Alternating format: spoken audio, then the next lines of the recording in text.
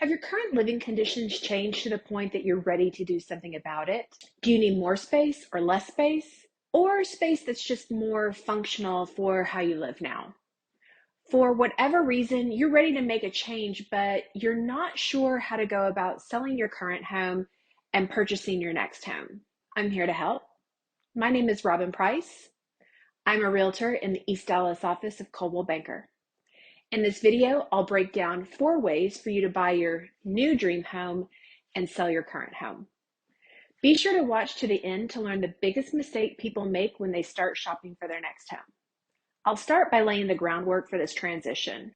There are 2 factors that must be considered before you get too far down the road of making this change. The first is that you must consider current real estate market conditions. How much supply is in the market?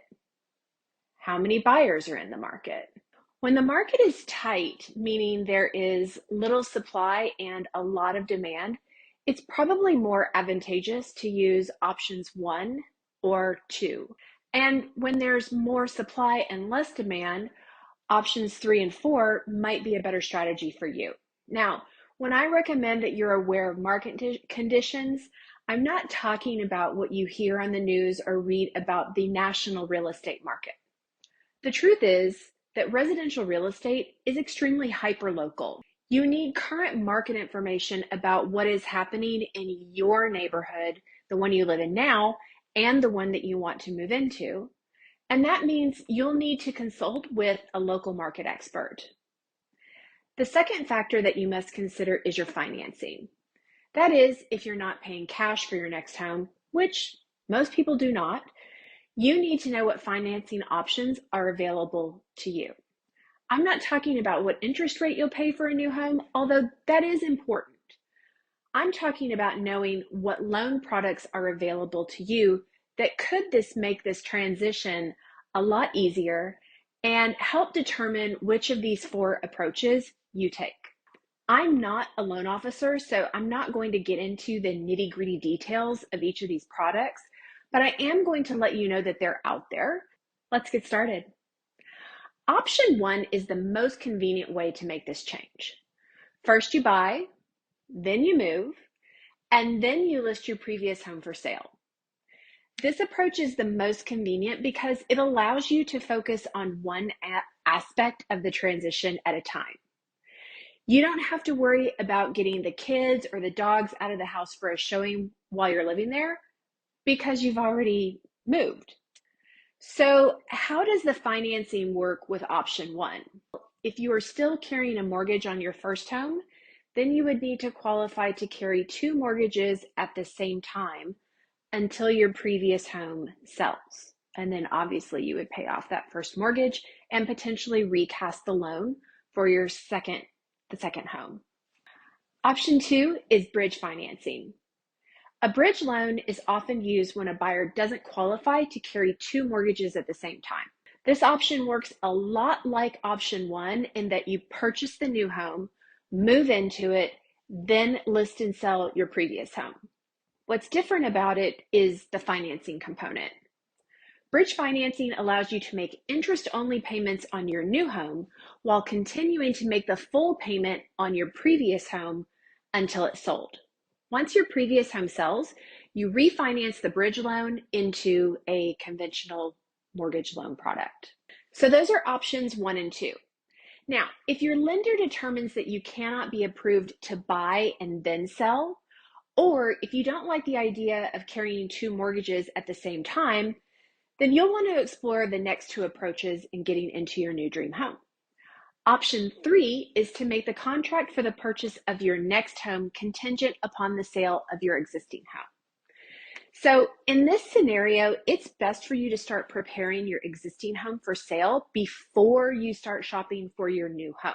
That may seem backward, but the reason I recommend it is because the seller of your next home is going to want to know that you're getting your existing home on the market as soon as possible. In fact, we can even have the photographs of your existing home taken and the marketing materials prepared ahead of time. And in our local MLS, we could go ahead and list your existing home as coming soon. Once you're sure you're moving forward with the purchase of the other home, we make your existing home listing active so that buyers can begin looking at it in person. Listing your home as coming soon helps assure the seller of your new home that you're truly ready to get your existing home on the market, under contract, and sold so that you can close on their home. The contingency for the purchase of your new dream home will need to have a specific sale date for your existing home. So again, make sure you're up to speed on how long it's taking for homes in your neighborhood to go under contract and close. You need to give yourself enough time to sell your current home. Last but not least, option 4 is to list your current home for sale, get it under contract, and then find the house that you want to buy. So the question that people always ask when we're discussing this scenario is, Robin, what do I do if my house sells and I haven't found a place to buy? Well, that's a legitimate concern. No one wants to feel forced to buy a home that they don't like. If this is the strategy that you take, then you need to do 2 things. 1, get as much of a lease back as you can from the person buying your current home. What the heck is a lease back? A lease back is a designated amount of time that the buyer leases your home back to you after they close on the purchase. This gives you more time to stay in your home and find your next home. It's imperative that your agent negotiates the term of the leaseback before you execute a sale contract. The second thing that you will need to do is understand that you may need to find temporary housing. Maybe a short-term or month-to-month rental, or even stay with family while you search for your new home. I realize that people don't want to move twice, but it's best to be prepared. Okay, so here's a summary of the 4 approaches to buying and selling simultaneously. Option 1, buy, move into your new home, then list and sell your existing home. This means carrying 2 mortgages until your first home sells. Option 2, buy your new home with bridge financing, move into your new home, and then list and sell your existing home. Bridge financing allows for interest-only payments on your new home. Once the old home sells, you refinance the new home into a conventional mortgage. Option 3, make the purchase of your new home contingent upon the sale of your existing home. Plan on having your existing home ready to list as soon as you get the new home under contract. And lastly, option 4, sell your current home and then start shopping for your new home. Have a plan in place for a short-term housing if you can't find your new dream home immediately. Ultimately, the approach you take will depend on your options for financing and current market conditions. So what's the biggest mistake buyers make when undertaking this process? Not understanding their financing options or thinking that they don't have options. I've said it before and I will continue to say it. Informed and prepared home buyers and sellers have the easiest time making this change, whichever option they choose. So empower yourself with information and a plan so that you can make the best decision for you and your family. Thanks for tuning in today. Next week, I'll release a video that addresses the second question I'm asked most frequently by people who want to sell their home.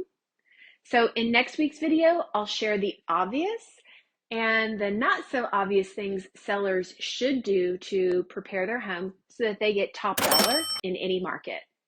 If you like the information that I provide in these posts, you can have it delivered to your inbox every week by subscribing to my blog. Shoot me an email at robin.price@cbdfw and reference blog or weekly update, and I'll add you to my list. You can also send me any questions that you have about real estate. I always respond, and if I don't have an answer, I will find it for you. Have a great day. I'll see you next week.